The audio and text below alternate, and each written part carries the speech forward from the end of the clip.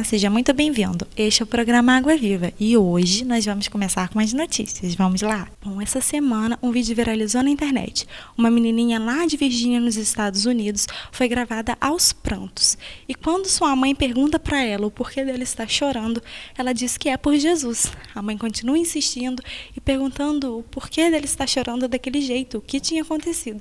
E ela diz: Jesus me ama. E ela chora muito, simplesmente por descobrir que Jesus a amava. Esse vídeo fez tanto sucesso que a mãe dela foi convidada para dar uma entrevista. E nessa entrevista a mãe dela diz que desde 1 ano de idade ela aprendeu a orar. Eles estavam num parquinho, um menininho começou a chorar e ela foi lá e pediu se podia orar por ele. A mãe diz ainda que isso alegra o coração dela, porque desde pequenininha ela faz questão de mostrar o amor dela por Jesus. Ela sempre faz questão de falar como ela ama Jesus. E o fato dela ter descoberto que esse mesmo amor que ela sente por Jesus, Jesus sente por ela, fez com que ela se emocionasse ao ponto de chorar muito. Confira o vídeo. Why are you crying? Jesus. What about Jesus? Mommy, lay down. Why are you crying? Because Jesus. Because Jesus what? Jesus wants me. Because Jesus loves you? Yeah. So why are you crying? When Jesus come. Oh, baby. I think you're ready for a nap. No. Bom, vamos agora para o quadro Hora de Missões com o irmão Misael da Hora.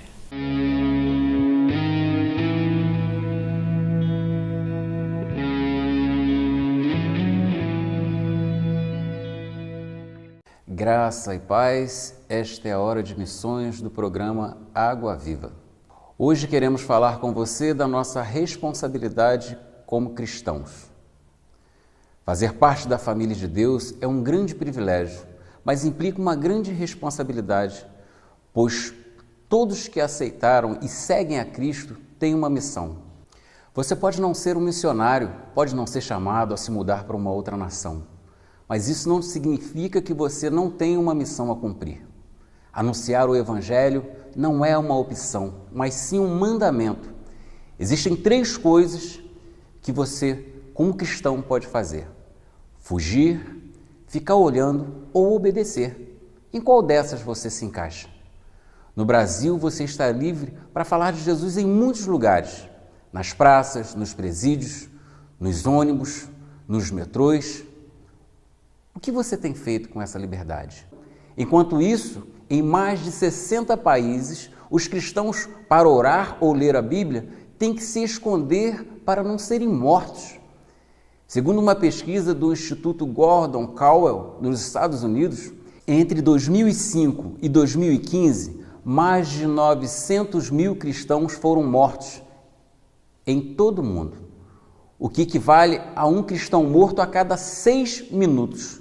Aproveite a liberdade que ainda temos para falar do amor de Deus. Em 2 Timóteo, capítulo 4, versículo 2, diz para pregar a mensagem e insistir em anunciá-la, seja no tempo certo ou não.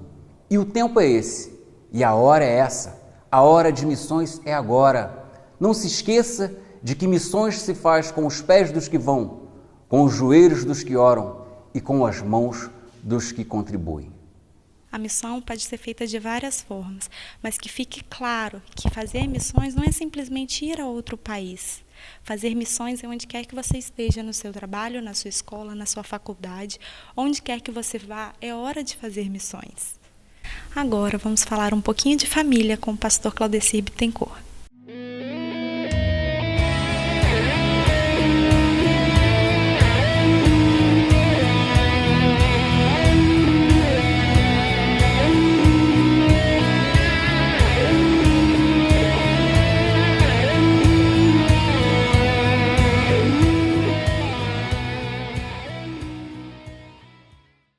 Graça, paz, prosperidade da parte do nosso Senhor e Salvador Jesus Cristo. Queridos, é um prazer poder estar aqui com você mais uma vez. Mais uma semana, mais um programa, mais um quadro SOS Família.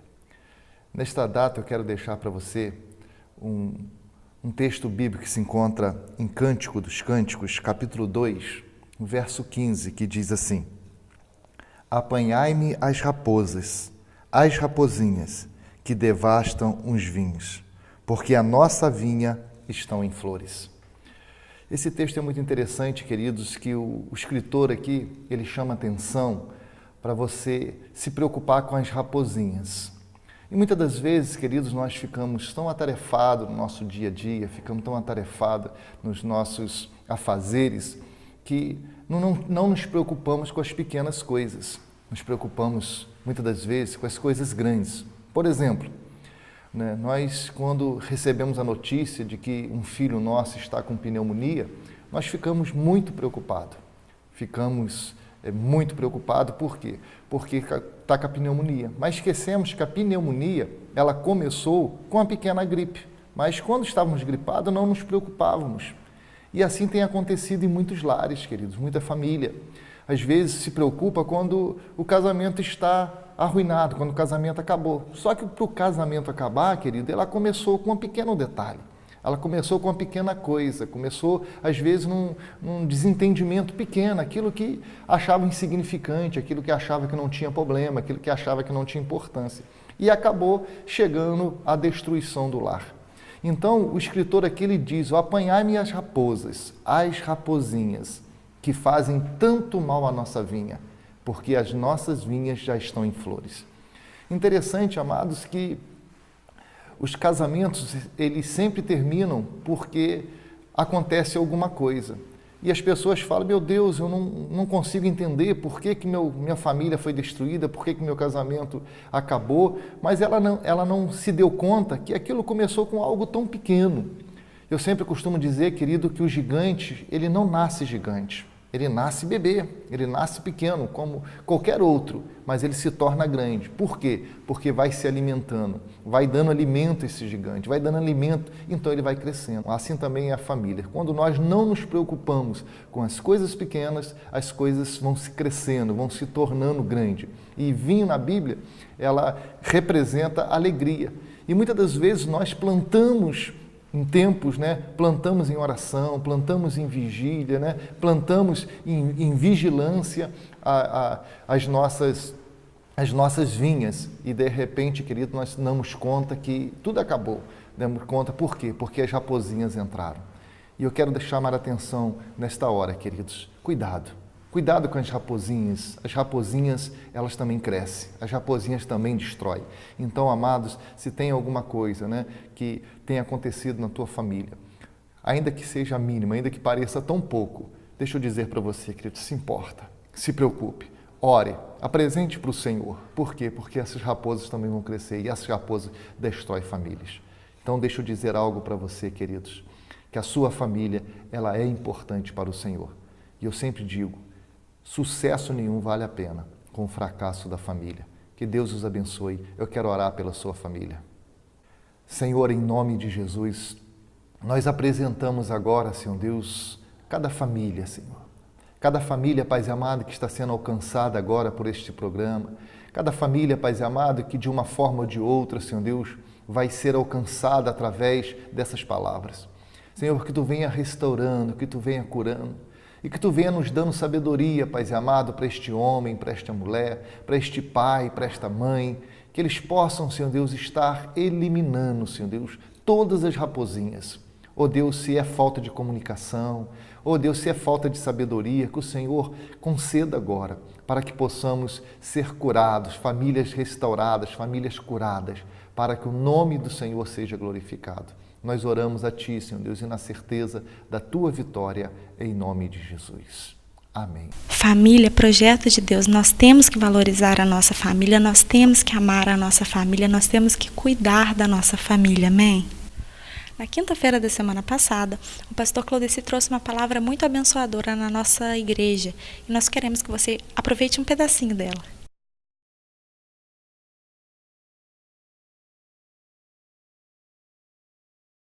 Bem-aventurados, aqueles que guardam a palavra do Senhor.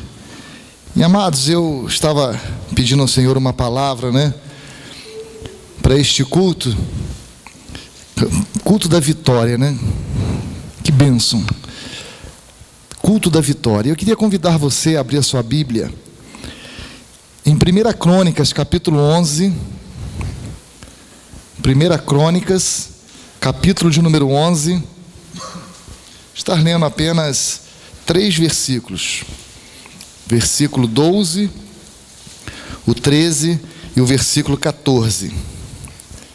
Aqueles que encontraram, digam amém. Diz assim a palavra do Senhor. 1 Crônicas 11, a partir do verso de número 12, diz assim: E depois dele, Eleazar, filho de Dodô, o Oaíta, ele estava entre os 3 varões. Este esteve com Davi em Pas-damim, quando os filisteus ali se ajuntaram à peleja, e o pedaço de campo estava cheio de cevada, e o povo fugiu de diante dos filisteus. E puseram-se no meio daquele pedaço, e defenderam, e feriram os filisteus. E obrou o Senhor um grande livramento. Amém, queridos? O tema desta mensagem, o texto, o tema da mensagem é: você tem defendido aquilo que Deus tem te entregado? Você tem lutado, você tem pelejado por aquilo que Deus tem confiado à sua mão? Aquilo que Deus tem entregado para você, como que você está defendendo isso? Interessante, queridos, que tem coisas na vida que nós recebemos e muitas das vezes nem nós mesmos valorizamos aquilo que recebemos. Existe um louvor, do cantor cristão, que ele diz assim: conta quantas bênçãos são, se é que é possível, alguma coisa assim, você contar as bênçãos que Deus tem te dado. E são tantas bênçãos que nós temos recebido do Senhor, que às vezes a bênção do Senhor é tão natural, é tão normal na nossa vida, apesar de nós vivermos às vezes murmurando mais do que na verdade agradecendo, mas são tantas as bênçãos, todas as bênçãos, todos os dias bênçãos, que às vezes as bênçãos do Senhor, ela passa por despercebida na nossa vida. E aqui nós estamos diante da história de um homem chamado Eleazar. Eleazar era um homem que fez parte do exército de Davi, um dos valentes de Davi.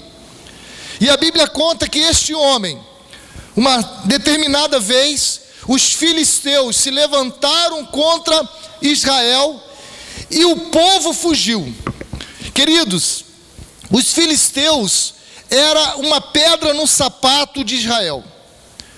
Ou seja, o povo plantava, o povo cuidava, o povo tratava.